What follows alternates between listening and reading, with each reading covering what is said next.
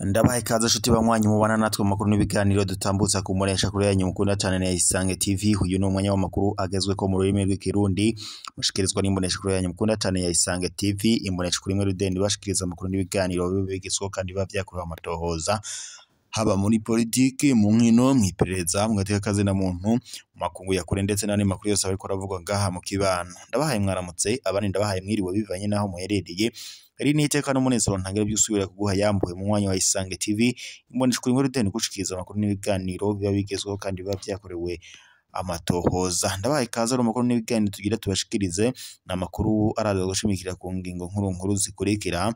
Tubenyirukira ngaha mu gihugu cacu Burundi, mu gihe umukuru w'igihugu c'u Burundi Evariste Ndayishimiye yarafashe umuduga umwerekeza ku mugwa mukuru wa politike ngaha Igitega, aho yaragiye mu nama y'abashikiranganji. Biravuga ko bahari abaroberi bari bamuteze ndetse bikavuga ko ngo bari bamurashe ariko Imana igakinga. N'amakuru rero dushikirijwe n'amasoko yacu abigaruka ko avuga ko bahari ikigwi c'abaroberi cari kimuhorashe ariko Imana igakinga.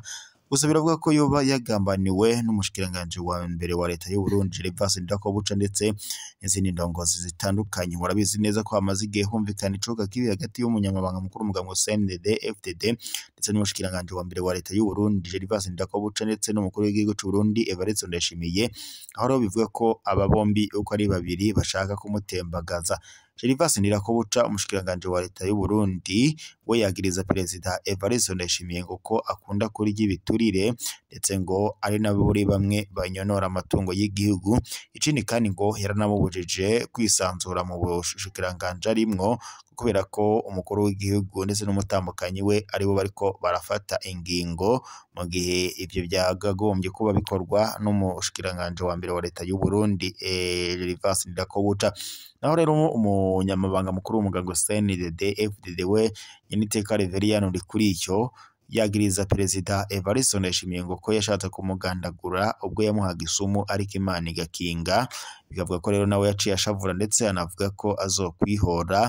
Nivyo rero biriko biramushikira, ariko kuri ubu ngubu biravuga ko Evariste Ndayishimiye yararashwe ariko Imana igakinga nk'uko tuyihawe n'amasoko yacu bari ngaho Igitega, nk'uko amakuru duhawe n'amasoko yacu n'ubundi ariko arabidushikiriza.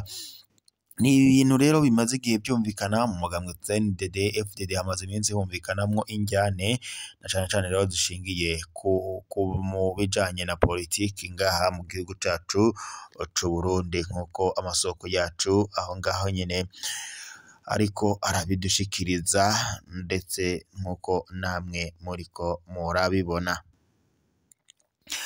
Mu yandi makuru kandi umutambukanyi w'umukuru w'igihugu ca Repubulika Iharanira Intwaro Rusange ya Congo Denis Nyakure Tshisekedi yaraye ashitse mu gihugu c'u Burundi. Umutambukanyi w'umukuru w'igihugu akaba aje gushika ku mpunzi z'abakongomani zahunze intambara ziri mu buseruko bwa Repubulika Iharanira Intwaro Rusange ya Congo. Muri urwo rugendo kandi ruzomara iminsi 3, Denis Nyakure Tshisekedi azanye ubutumwa bwo gufatana mu nda ndetse no kwihanganisha izo mpunzi z'abakongomani. Muri urwo rugendo kandi azorubandaniriza mu kigo cirerero ry'imfuvyi c'umutambukanyi w'umukuru w'igihugu c'u Burundi Angeline Ndayishimiye kiri i Bujumbura kuri uyu wa 30 Mukiza 2025. Umutambukanyi w'umukuru w'igihugu ca Repubulika Iharanira Intwaro Rusange ya Congo akaba yamenyesheje ko gufatana mu nda atambibe bigira, kandi ko umuntu umukongomani wese aguma ku muzirikanyi wiwe. Muyandi makuru kandi nuko ambasade y'ingoma y'Ubuholandi mu Burundi iri mu buserukizi burindwi kw'isi buzokugarwa na leta y'ico gihugu kubera ko iriko irondera kugabanura amahera ikoresha mu bice 10%. Ubuholandi buzobandanya bufise imigenderanire myiza no Burundi mugabo biciye mu buserukizi buri muri Kenya nk'uko bimenyeshwa na Ambassade des Pays-Bas au Burundi. Iyugarwa ry'ubuserukizi bw'Ubuholandi mu Burundi hamwe ndetse n'ubundi butandatu kw'isi bizotuma leta y'ico gihugu iziganya miliyoni 70 z'amayero nk'uko vyashikirijwe n'ikete ryo kuri uyu wa 17 Ndamukiza 2025 ryari rigenewe inama nshingamateka y'Ubuholandi. N'abanywanyi bari ku nkehwa ba CNL ishami rya Girikishaka basaba indongozi kubaha imyambaro bazokoresha mu kwiyamamaza, aho bamenyesha ko baheruka umwambaro w'umugambwe ku ntwaro nziza ya Honorable Agathon Rwasa.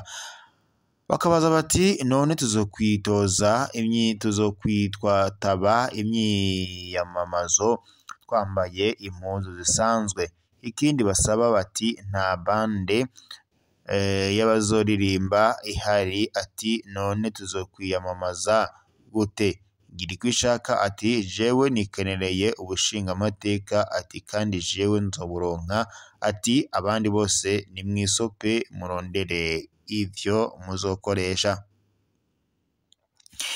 Ibintu biruko mu gihe hasigaye iminsi mikeyi ngo imyiyamamazo itangure ngaha mu gihugu cacu c'u Burundi. Mu yandi makuru kandi ishirahamwe Limitere rimenyesha ko atabubasha ngo rifise bwo guhana abasuma baryiyitirira. Mu gihe abanywanyi b'ishirahamwe Limitere hari abantu babahamagara kuri ngendanwa ntoya canke kuri WhatsApp biyitirira service clientele y'iryo shirahamwe Limitere, aho benshi bibwa. Limitere imenyesha ko atabubasha ifise bwo guhana abo basuma. Umwe yahatswe ngo kwibwa muri ubwo buryo mu minsi iheze yagize ati jewe nagiye mbona inimero impamagara kuri WhatsApp hariko ishusho ya Limitere, yambwira ko bariko bashira ubuhinga bwa none ku gihe mw'ishirahamwe Limitere, ariko nanje kubera nari maze kumva abiba abantu muri ubwo buryo naciye ndamukatira. Uwundi nawe vyashikiye uwo munsi kuwa 28 Ndamukiza 2025 ngo yabonye nimero yanditseko service clientele imwakura nyene kuri WhatsApp, atangura kumubwira ngo ko agira amurungikira amafaranga kuri Rimikash, nawe nyene yagize amakenga ca amukatira bataravugana vyinshi. Bofisi niyo mwungere ajejwe kumenyesha amakuru mw'ishirahamwe Limitere asaba abanywanyi ba Limitere kwiyubara ndetse bakamenya yuko ata mukozi wa Limitere atelefona umunywanyi akoresheje WhatsApp, hakoreshwa inimero 100 gusa. Icongeyeko kandi nta mukozi wa Limitere asaba umunywanyi ngo namubwire ibiharuro yarose, na cane cane bakirinda gutanga birya biharuro basabwa, kuko birya biharuro bituma uwamuhamagaye ashobora kwinjira mu bubiko bwa Rimikash agakora ico ashaka cose, harimwo no gukuramwo amafaranga asanzwemo. Ku kibazo kijanye n'uruhara rwa Limitere mu gutuza ubwo busuma, Bofisi niyo mwongere yagize ati Limitere nta bubasha bwo guhana ifise, basaba inzego z'ubutungane n'inyamiramabi gukurikirana abo bagirizwa ubwo bukozi bw'ikibi bagiriwe n'icaha bagahanwa hakurikijwe amategeko. Yongeye kandi avuga ko kenshi na kenshi abo basuma bakoresha inimero zitanditseko arizo batoye canke zitabanditseko arizo batoye canke bibanye n'amatelefoni, kandi naho bozugara abo basuma ngo baca bagenda bakagura izindi haba ku mazina yabo canke ay'abandi. urumva ko kuyugara rero ngo atari umuti urama kuko barabigerageje araheze igihe kandi n'ubu ngo baracyabandanya bafatanije na ARCET nk'uko uyu mukozi uvugira Limitere yabishikirije.